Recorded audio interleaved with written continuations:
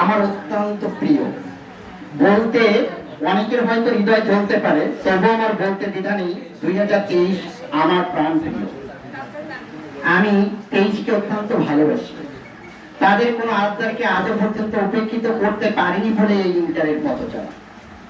খুবই সাহসী পদক্ষেপ নিতে হয়েছিল। মাত্র 3 জন স্টুডেন্টের নাচর বাইনারি শুরু করেছিলাম এই ফাইনাল প্রোগ্রাম। আশা ছিল, সৃষ্টিকর্তার উপর ভরসা ছিল। আজ তা পূর্ণতা পেয়েছে 25 জন স্টুডেন্টের মাধ্যমে। 3 জন থেকে আল্লাহ সুবহানাহু ওয়া তাআলা তোমাদেরকে করেছে 25 জন। আমি আমার চলার পথে সততার পরিচয় দিয়েছি। তোমাদের দেওয়া ওয়াদাকে আমি রক্ষা করেছি। অন্যান্য নামি দামি কোচিং যেখানে হাল ছেড়ে দিয়ে তোমাদেরকে বিদায় জানিয়েছে, শেষ দিন পর্যন্ত ক্লাস নেওয়ার জন্য আমি অক্লান্ত পরিশ্রম করে গিয়েছি। রাস্তাঘাটে পিটিয়েছি, কান ধরে এখানে আনছি, স্যারদের সাথে যোগাযোগ করছি। প্রতিটাই ছিল ভালোবাসার টান। শেষের দিনও বকাবকি করছে মানে আবিদ রে আর বিশাল রে। কালকে রাতেও তোমাদেরও ভালো লাগে যে আমি বকলাম, আবার পাশে এসে স্যার ঠিক আছে তো। দেখো তোমাদের ভালো লাগার কারণগুলো, এখানে ফুল শর্ট পড়ছিল 23-এর ব্যাস, কিন্তু ফুলগুলা ঠিক এই জায়গায় পাঠিয়ে দিচ্ছে আমার চাওয়ার আগে। ওরা আমার চোখের ভাষা বুঝছে। এটার জন্যই আমি বেশি ভালোবাসি। তোমাদের যাওয়ার বেলাটা নিঃসন্দেহে আমার কাছে হৃদয় বিদারক, বেদনা বিধক। তাই বলে আমি তোমাদের এই চলার পথটাকে, মসৃণ পথটাকে বজ্র সিক্ত দিয়ে তো আর পিচ্ছিল করতে পারি না। তোমাদের এই বিদায়টাকে আমি বরং উদয়ের এক প্রতিচ্ছবি হিসাবে দেখতে চাই। আমি জানি প্রিপারেশনের অনেক ঘাটতি ছিল, কারণ তোমরাই তো যোদ্ধা। তোমরা তো জাতির উপর বসে থাকা এক গলদ পাথর, এক নির্যাতিত স্টিম রোলারকে সরিয়ে দিয়েছে। এ ধাক্কা তো সাময়িকভাবে কেটে ওঠার নয়। তো যেহেতু স্বৈরাচারকে তোমরা বিদায় করেছো, স্বৈরাচার মুক্ত বাংলাদেশে তোমরা প্রথম পরীক্ষা দিতে যাবে। আশা করি তোমরা স্বৈরাচারকে যদি বিদায় করতে পারো, পরীক্ষাতেও ভালো রেজাল্ট করতে পারবা। তোমাদের সেই মনোবলকে তোমরা অটুট রাখো। যারা পারে তারা সব জায়গাতেই পারে। আমার স্টুডেন্টরাও পারবে। প্রিপারেশন মনে করো আমারই সর্বোচ্চ ভাব। শুধুমাত্র 3টা ঘন্টা সময়কে কাজে লাগাতে হবে। আমি প্রত্যেক স্টুডেন্টকে একই কথা বলি, 3টা কাজ করলে কারো কখনো রেজাল্ট ভালো খারাপ হয় না। প্রথমত, সৃষ্টিকর্তা প্রদত্ত দায়িত্বটুকু আমাদের পালন করতে হবে। নামাজ কালাম পড়ে যাব, তাহাজ্জুদ পড়বো, ফজরের নামাজ পড়বো। পৃথিবীতে আমাদের যাদের আনলো পিতামাতা, তাদেরকে যথাযথ মূল্যায়ন করতে হবে। পরীক্ষাতে যাওয়ার আগে তাদেরকে জড়িয়ে ধরলাম, তাদের পায়ে হাত দিয়ে সালাম করলাম। দেখবা তাদের চোখে জল এসে যাবে, পানি এসে যাবে। এটাই হচ্ছে তোমার দোয়া, তোমার জন্য তাদের দোয়া। লজ্জা লাগবে, অসুবিধা নেই, তারা তো বাবা মা।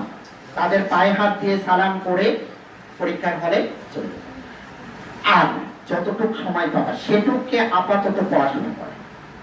পরীক্ষার ভিতরে 5 দিন 7 দিন যে সময় আছে, এই সময় এই কয়েকটা দিন অন্তত ভালো করে ফোনটাকে আব্বু আম্মুর কাছে দিয়ে বলবে একটু তালা দিয়ে ধুয়ে দাও তো, গিয়ে সারা শয়তান আমারে পড়তে দেয়।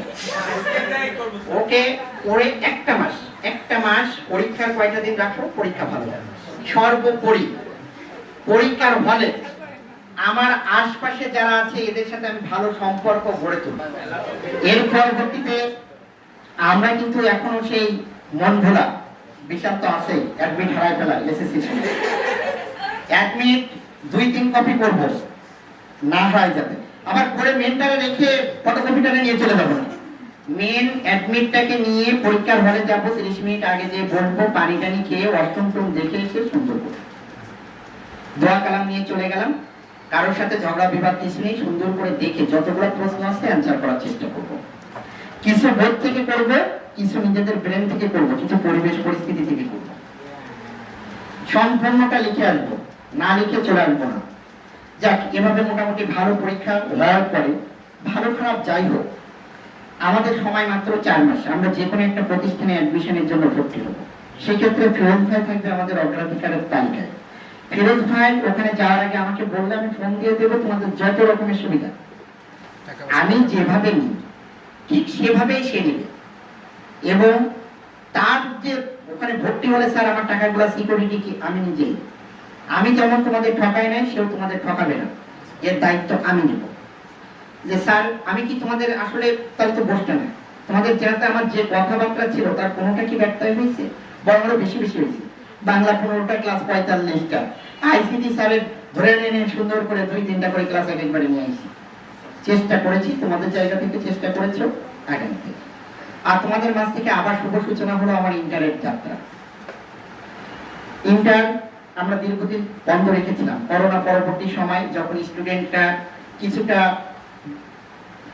ইনডিসিশন, আওয়ামী লীগের সময় শিক্ষা ব্যবস্থা যখন ধ্বংসের প্রান্তে, কি দরকার পড়াশোনার, পরীক্ষার আগে প্রশ্ন পাচ্ছি, এই কারিকুলাম হ্যান্ড কারিকুলাম স্যান কারিকুলাম, তখন আমরা ইন্টারটা বন্ধ করেছিলাম, আমরা এখানে চলে আসলাম। তোমাদের জন্য আবার ইন্টার শুরু হলো এবং আমি আশা করি এই তোমাদের থেকে শুরুটা উত্তরোত্তর আরো আমরা আগামীর মতো চলে যাব। আমরা শেষবার যেবার ইন্টার ফেয়ারওয়েল করছিলাম 84 জন স্টুডেন্টকে, আবারও চলে যাবে। এবারেও তোমরা আসার কথা, দেখো তোমাদের পরের এবার যে 2025-এর ব্যাচ, তারা ইতিমধ্যে 12 জন ভর্তি হয়ে গেছে, তাদের রেজাল্ট আসেনি।